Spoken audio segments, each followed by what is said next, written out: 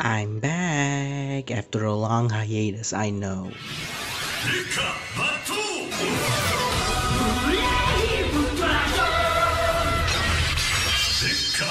Before I can start the review, you might be asking yourself, what is this area?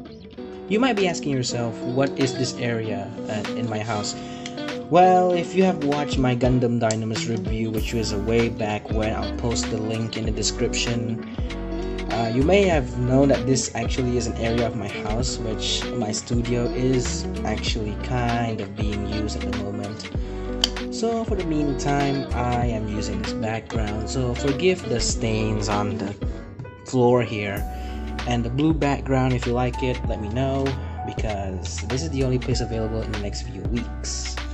So today I'm going to be taking a look at the figure, which you may have seen the thumbnail, is none other than Starscream. Now before you ask, this is not the original Legends class, I think. This is actually from the company Machine Boy, War in the Pocket War Commander. This thing is, I don't know what it's called. It's the same from the Optimus Prime I got last time. So let's just take a quick look at it. Gotta say, pretty nice cover art for Starscream. So if we're taking a look at the design of Starscream itself, there's nothing much to talk about. You got the wing backpack, you got the null rays, you got the feet there, you got the cockpit chest, and when you look at this design, you gotta ask yourself, how can they make this good? And well, although I will say that the back of the figure is kind of hollow and with this little port there, we'll talk about that later. And yeah, color wise, this is basically accurate to the Starscream we really love about. Although the body shape here does remind me of the Michael Bay version of Starscream. It's not the best design, but it's also kind of like blasphemy for Starscream. Get a look at that face though, it's like it's tired of this existence. It knows it's a bootleg. And with that, let's take a look at the articulation. So the head doesn't move at all, which is already a bad start.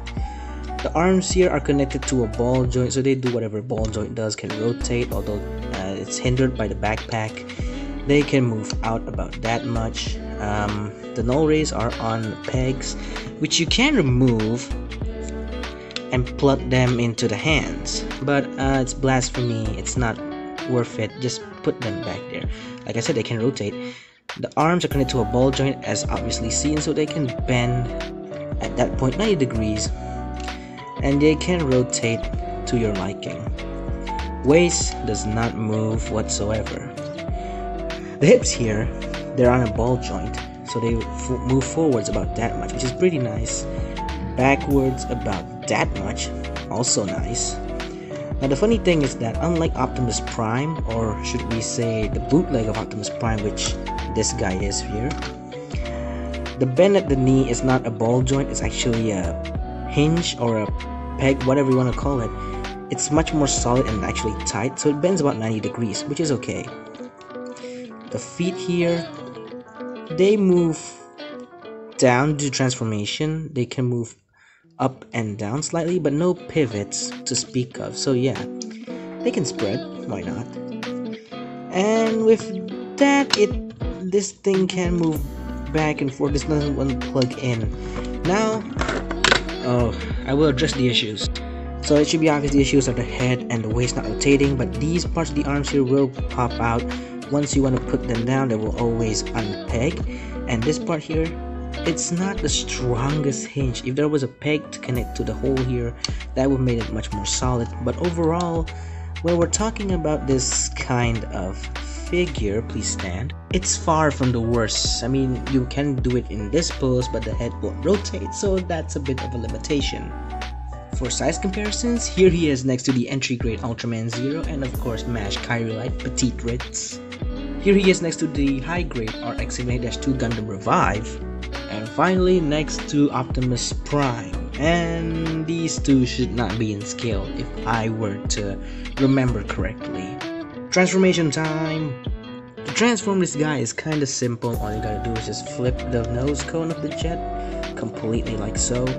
Then you have to snap in the feet. This part likes to come out for reasons we will address later. Then you just gotta stretch out the toes, like simple as that, please you want to peg in like so. Flip out these panels, or should I say tail fins. Next you want to flex your muscles and just stretch this out like so, and you can see we're almost close to the jet form. Next you want to do is rotate these null rays forward to make things easier. Just pull it out. There's a peg here, there are some holes underneath the arm there, and just make sure you want to slot these into it. There's a click, or should I say snap, and just do the same thing here. Position the null rays straight up, and the last thing you want to do is just flip out this tire, and we should be much done. And yeah, completed jet mode. I gotta say, from the top the jet mode does look kind of nice. It's aerodynamic enough, as you can see.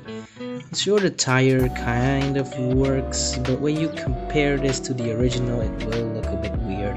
Also, yeah, the underside is undeniably ugly, but that's how all the Seekers are meant to be. And I gotta say, it's pretty flat on the ground. And when I say it's flat on the ground, I literally mean it. I mean, he basically just fans out on the ground compared to these guys. And yeah, I had to transform Optimus back into truck mode because, yeah, comparison time. Sadly, you don't have the option to plug this into an action base, and the hole at the back is supposed to be for some kind of Titan Master or Headmaster.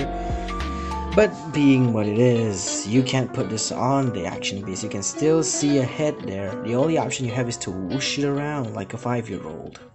And even then, these arms will basically unplug every single time, and the underside, of course, as usual, like I said, is ugly as all hell.